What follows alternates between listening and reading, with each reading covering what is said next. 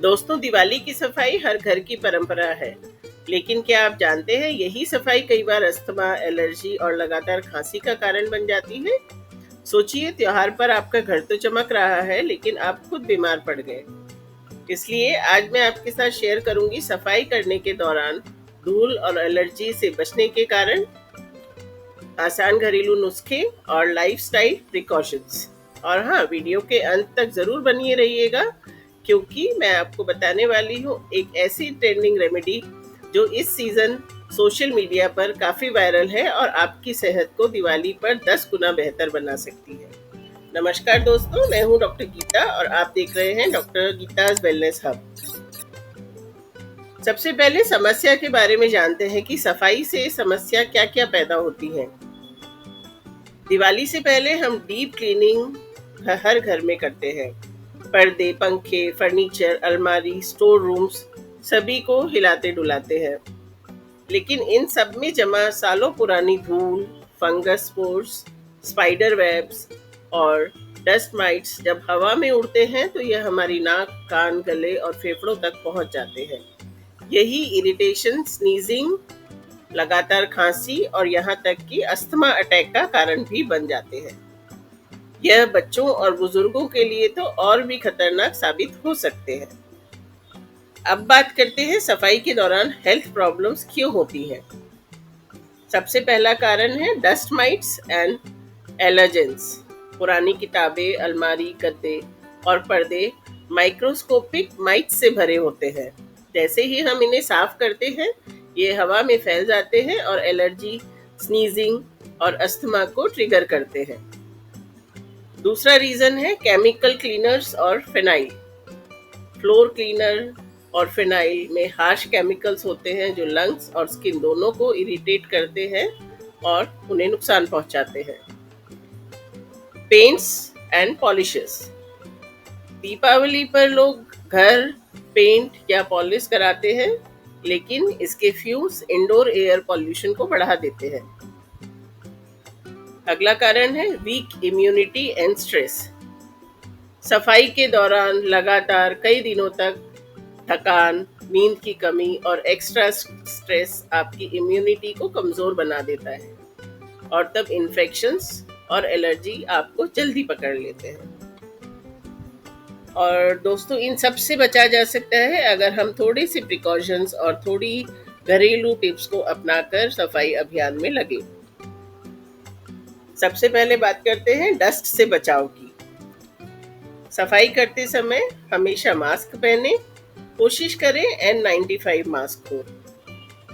Gloves पहने ताकि skin allergy ना हो।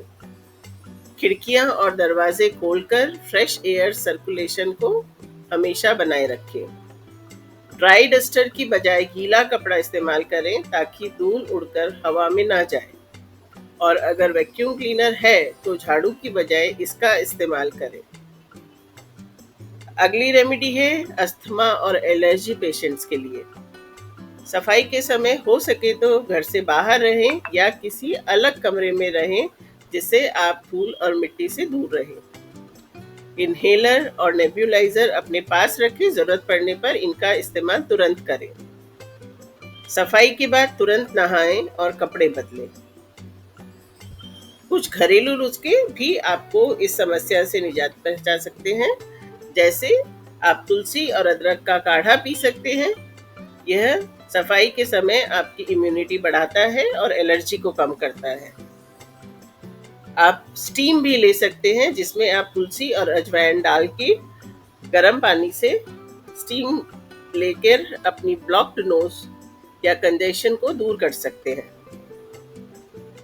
हिमालयन सॉल्ट से गरारे भी कर सकते हैं। इससे गले की खराश और इरिटेशन दोनों ही कम होते हैं और जल्दी ठीक हो सकते हैं। देसी घी और ब्लैक पेपर यानी कि काली मिर्च का पाउडर खांसी को शांत करने में बहुत मदद करता है और गले को सूद करता है, जिससे गले की खराश खत्म हो जाती है। अब आखिरी में बात करते हैं उस ट्रेंडिंग रेमेडी की जिसके बारे में मैंने आपको शुरू में बताया था।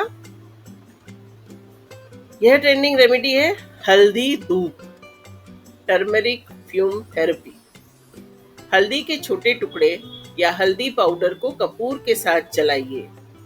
इससे निकलने वाला धुआं न सिर्फ हवा को शुद्ध करेगा बल्कि बैक्टीरिया, वायरस और फंगस स्पोर्स को भी डिस्ट्रॉय करता है। साथ ही नेजल एलर्जी और खांसी जुकाम में बहुत राहत मिलती है।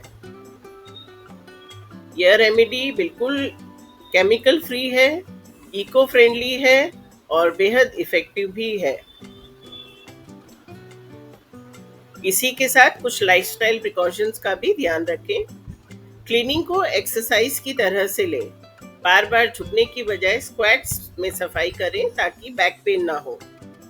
सुबह या दिन में सफाई करें ताकि नेचुरल वेंटिलेशन रहे। मास्क, ग्लोव्स और अगर पॉसिबल हो तो गॉगल्स का भी इस्तेमाल करें जिससे आंख, नाक, कान सब बचे रहें।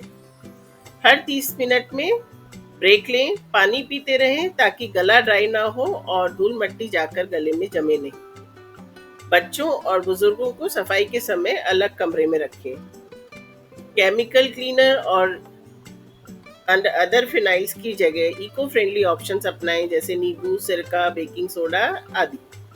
और हाँ, अगर पॉसिबल हो तो घर में सफाई के बाद या सफाई के समय कुछ इंडोर प्लांट्स जैसे स्नेक प्लांट और एरिका पाम लगाएं। यह नेचुरल एयर प्यूरिफायर की तरह काम करते हैं। तो दोस्तों, याद रखिए, घर की सफाई ज़रूरी है लेकिन अपनी सेहत और सुरक्षा इससे ज़्यादा ज़रूरी है। अगर आप इन रेमेडीज़ और प्रिकॉशंस को अपनाएंगे तो इस दिवाली आपका घर ही नहीं बल्कि आपकी सेहत भी चमकेगी। अब मैं आपसे सुनना चाहती हूँ, आपको दिवाली की सफाई में सबसे बड़ा चैलेंज क्या लगता है? धूल, थकान या एलर्जी? कमेंट्स में ज़रूर लिखें।